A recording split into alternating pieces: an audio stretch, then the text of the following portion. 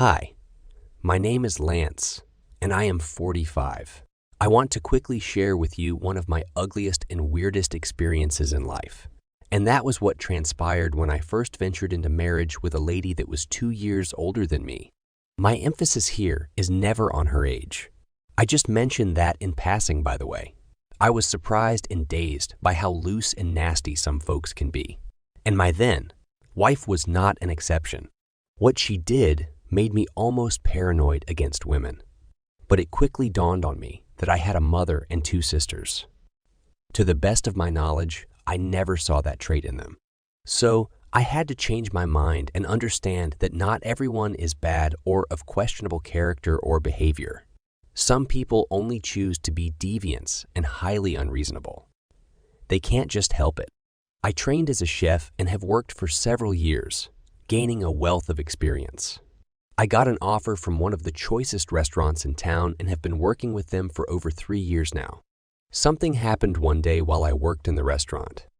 I was with one of my fellow chefs, working when a pretty-looking lady walked in. The way she appeared tells me she works with the cooperative world. She ordered some red sauce pasta, and my colleague had to get it done for her, as I was fixing a menu for another client that had been waiting for almost 30 minutes now. Prior to when this lady in question walked in, I and my colleague had been discussing his ordeals. His wife has been admitted to the ICU unit of a medical facility for over 3 days now, and she is pregnant. His fear was the possibility of his wife losing the pregnancy because they had waited for years since they got married, and this is the first time she is conceiving, and the pregnancy is in its 3rd trimester, almost close to the delivery date. He explained that she missed her step one morning when they woke up from sleep and fell on the bare floor, becoming unconscious in the process. He was lucky to still be in the house that morning and managed to rush her to that medical facility. While preparing the menu for this lady, he was deeply engrossed with the thought of his wife in the ICU and the pregnancy she was carrying. And before he knew what to do next, he had messed up the order. It went totally bad, and to make matters worse, he went ahead to serve her the dish like that. I wouldn't have allowed him to do that if I had been around. That was when I stepped out of the kitchen to go serve our diner, who had been waiting patiently for his order to be ready. This lady got upset once she tasted the stuff and immediately called the manager's attention. Quickly, the manager apologized to her and, in her presence, demanded to know who prepared the meal. My friend was standing there, looking helpless and consumed by thoughts of the fate of his ill wife and her pregnancy. I felt really concerned for him, and without much hesitation, I admitted I was the one who prepared the meal. I could see the lady's eyes pop even wider when I mentioned that. She just couldn't believe her eyes and wondered why I accepted being responsible for the mishap when I wasn't. Quickly, our manager scolded me severely and asked me to prepare another dish for her. I knew he scolded me so harshly like that, just to appease her since she was still around in the building. I politely asked her to give me a few minutes and quickly got back to work. She crossed her legs while she sat to wait for her order. I took the time to prepare one of the best sauces for pasta I've prepared in a very long time. While I did that, our eyes met on several occasions, and I could still see the awe on her face. She was probably wondering what kind of person this was who just took a blame he had no connection with on his head. Within a few minutes, I was done, and I served her cautiously.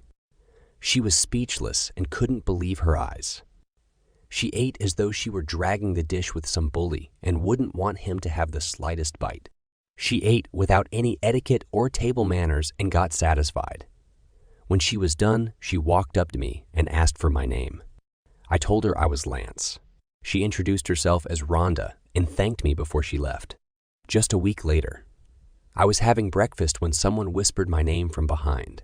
When I turned to see who was calling, it turned out that it was Rhonda. She had been in the cafe even before me, waiting for her order, but I never knew when I walked in. Excitedly, she left where she was sitting and came over to my table, and then we began to talk. She asked me to kindly explain why I decided to take the blame the other day in the restaurant. While we both ate our meals, I explained to her what my friend and colleague were going through at that moment. I informed her that it wasn't his fault, letting her know that he was an excellent chef who was probably even better than I was. She was really impressed by my sense of modesty and kindly asked to know how my friend's wife was doing at the moment. I was excited to let her know that she was discharged the next day, and the doctor said the baby was perfectly okay. She really empathized with my friend and felt so sorry for reporting the matter to the management that day, but I told her not to worry. After all, she deserved a good service for her money. We went on to talk about so many other things and ended up spending close to 3 hours in that cafe. We exchanged contacts and finally had to leave the cafe. While I returned home, my mind was elated, and I had some fantasies and infatuations going through my head.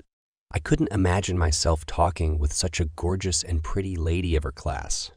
Once I got home, I took out my phone to find out if she had reached her house safely, and she coincidentally told me she was just about to call me too, to find out if I had reached home safely when my call hit her phone. It was obvious to both of us that we were in love with each other. Long story short, we started dating, did that for 1 year and 6 months, and then got married. I was 33 then, and she was 30. We had big dreams and wanted to move up our respective career ladders. We mutually agreed not to have children for some years. We were trying to avoid the additional time and attention that comes with raising children, as that may pose a big distraction as we ascend the career ladder. 2 years into our marriage, we had a visitor that would come stay with us for a while. That was the straw that would break the camel's back and eventually ruin our happy marriage. I was poised to try out a new recipe on Sunday morning when Rhonda walked into the kitchen to get her coffee. She had been an avid lover of coffee since I got married to her. She had previously informed me that her uncle of 78 years would be coming to join us for a while, and I had been thinking of how best we could receive him and take proper care of him. So I asked to know how long he would be staying with us, and she replied that he may stay for a month or thereabouts. She explained that his visit was to help the family of one of his close friends who had just died, and since it was more of a condolence visit, he may not be spending anything beyond a month, and maybe some days or at most a week. He really couldn't have bothered us, but because of his kind of person, he doesn't like staying in hotels and probably did not think it wise to go spend a huge sum of money in a hotel when his family is in town, she went on to explain. I saw sense in what she was saying and gave her the green light. We had mutually agreed to welcome him happily and stay with him. When Rhonda left the kitchen, I began to wonder how all of a sudden she had become so desperate for a child.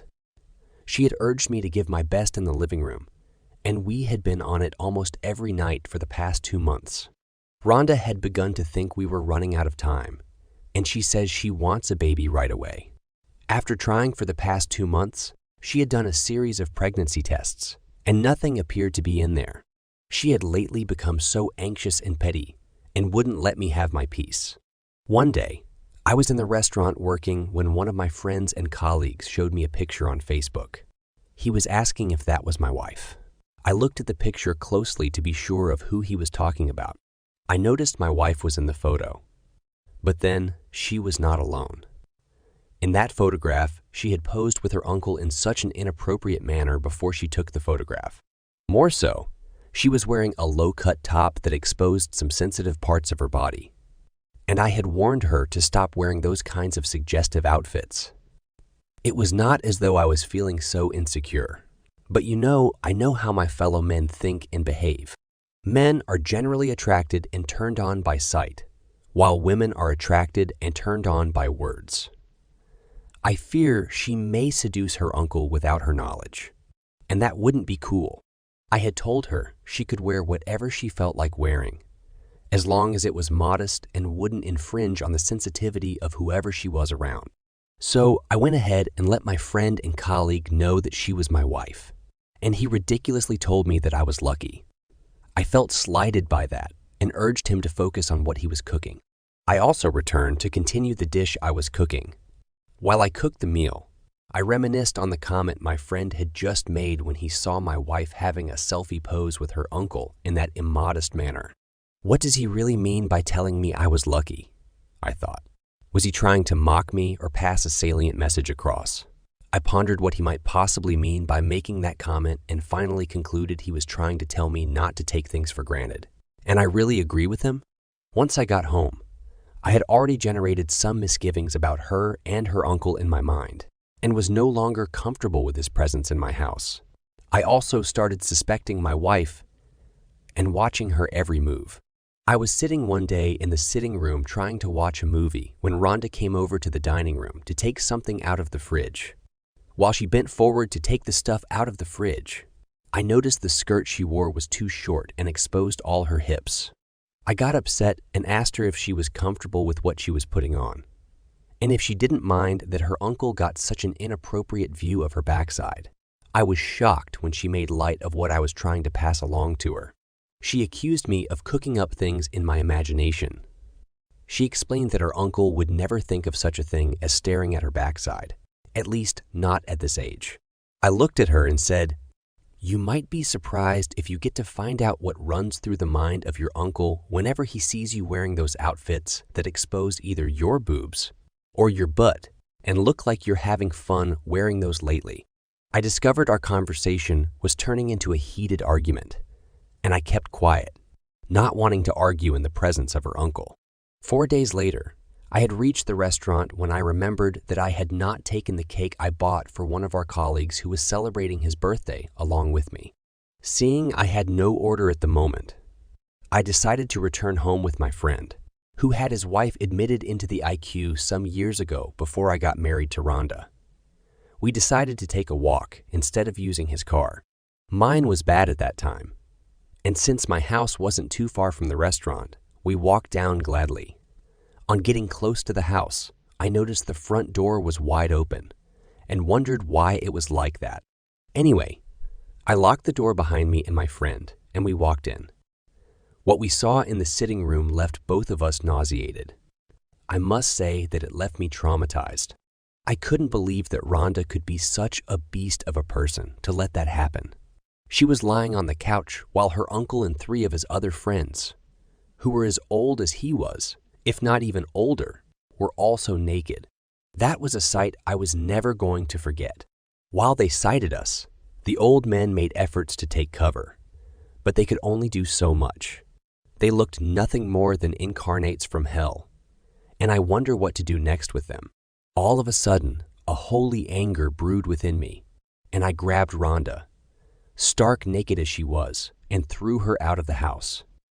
Then I and my friend grabbed the old men and pushed them hard outside too. Rhonda took the lead in yelling at me, and they went on for a while, drawing the attention of neighbors and passersby. I advised them to stop yelling and disturbing the neighborhood, and instead run to take cover in their home. Once I said that, I shut the door behind me and crumbled into tears. I felt I had been mocked beyond measures and wondered why my hospitality and kindness to accommodate Rhonda's uncle would be rewarded with such an appalling and disgusting act. I rolled on the floor in utter displeasure and cursed the day I met Rhonda. I was shaking uncontrollably, and my friend came in handy. He had to hold me and beg me to calm down. While I was busy crying and lamenting inside the house, Rhonda kept yelling outside and banging the door hard for me to open. But I ignored her. When she noticed I was not going to open the door for her, she stopped knocking. The old men also finally decided to hide their shame in the house of one of them. Rhonda finally had to go hide in one of our neighbors' homes. After a while, my friend assured me that everyone was gone. I still couldn't do anything but cry more. I decided to grab a bottle of whiskey. Perhaps I might forget my pains at the moment. I cried and drank at the same time, and my friend did his best to calm me down, which I really appreciated. After staying with me for close to an hour, he had to return to the restaurant, and I opened the door for him to leave. Once he was gone, I locked myself in and drank some more, deciding I was never going to see her face again. I was trying to avoid a situation where what I saw when I walked into the sitting room comes back to haunt me. I had been traumatized and will not let that happen again. I got mad immediately and broke all her breakable plates in the kitchen. I took her phone, smashed it on the floor, and stomped all her jewelry on the ground. I got mad when I saw anything that had to do with her. I grabbed her boxes loaded with clothes and opened them up, throwing those clothes outside the house. Immediately, an idea hit me, and I quickly gathered them up and set them ablaze. I kept destroying all her things until I could find nothing else to further destroy. When I was done, I fell asleep. The next day, I called a lawyer and explained everything to him. He told me I had the upper hand in the case. He prepared the divorce documents, asking her to pay me alimony since she earned more than me. After a few days, I got her to sign the documents, and I left the house, moved to another part of town, and started my life all over again. A few weeks later, I found out that she was pregnant. I laughed out loud and wondered if the pregnancy was for her uncle or either of his 3 other friends, because they all had her as they liked that day. I could only wish her the worst and wait to hear about some more misfortunes that would soon befall her. Not too long after I heard that she was pregnant, news reached me that she had decided to abort the pregnancy. While she tried to abort the child, she had some complications and contracted genital herpes in the process.